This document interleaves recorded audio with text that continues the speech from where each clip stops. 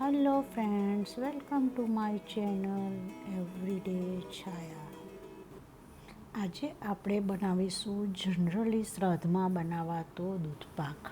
Generally શ્રાદ્ધમાં બનાવાતા દૂધપાકનો કલર વ્હાઈટ હોય છે, પણ મેં એમાં કેસર એડ કર્યું છે જેથી થોડો યલો બનાવ્યો છે. શ્રાદ્ધમાં દૂધપાકની સાથે પૂરી અને વડા બનાવવામાં આવે છે.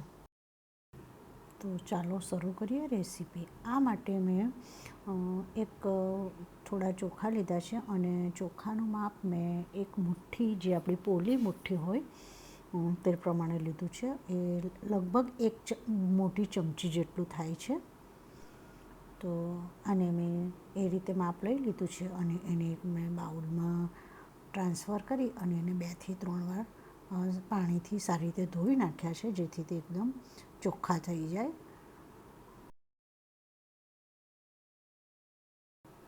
હવે આપણે તેમાં પાણી એડ કરી અને એને 10 મિનિટ માટે ઢાંકી રાખશું, જેથી આપણે જ્યારે દૂધમાં ચોખા ઉમેરીએ ત્યારે એમને ચડતા બહુ વાર ના લાગે.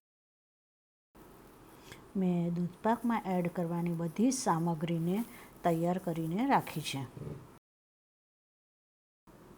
હવે આપણે એક પહોળી અને જાડા નીચેથી બોટમવાળી કઢાઈ લઈશું અને તેમાં થોડું ઘી ગ્રીસ કરી લઈશું. અને પછી મેં અહીંયા 2 બેગ એટલે કે 1 લીટર જેટલું દૂધ લીધું છે. એને આપણે હાઈ ફ્લેમ પર કન્ટિન્યુઅસ ચલાવતા રહી અને હલાવતા રહીશું.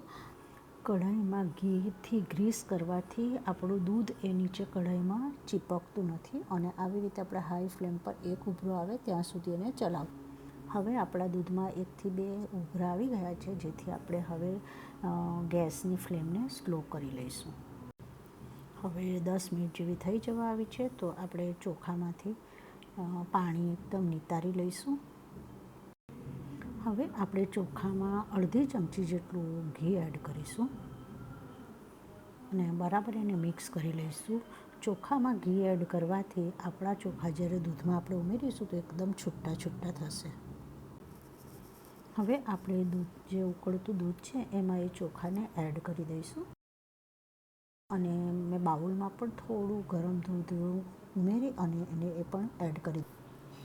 હવે આપણે એને કન્ટિન્યુઅસ હલાવતા રહીશું.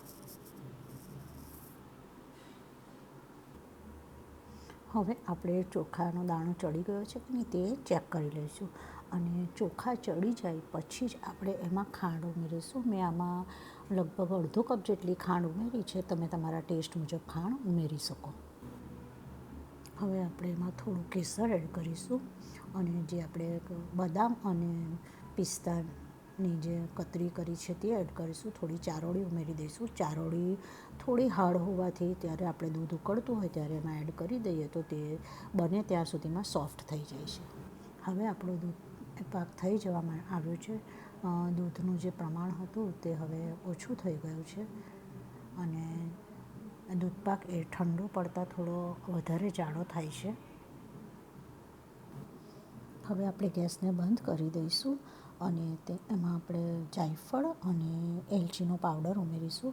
એને આપણે લાસ્ટમાં ઉમેરવાથી એની સ્મેલ અને ટેસ્ટ ખૂબ જ સરસ આવે છે. જો તમારી પાસે દૂધપાક બનાવવાનો આટલો બધો ટાઈમ ના હોય તો તમારે દૂધપાકમાં મિલ્ક પાવડર 1 ચમચી દૂધમાં એડ કરી અને એમાં મિક્સ કરી દેવાથી સેમ ટેક્સચર અને સેમ ટેસ્ટ આવે છે. હવે આપણે એને એક બાઉલમાં ટ્રાન્સફર કરી લઈશું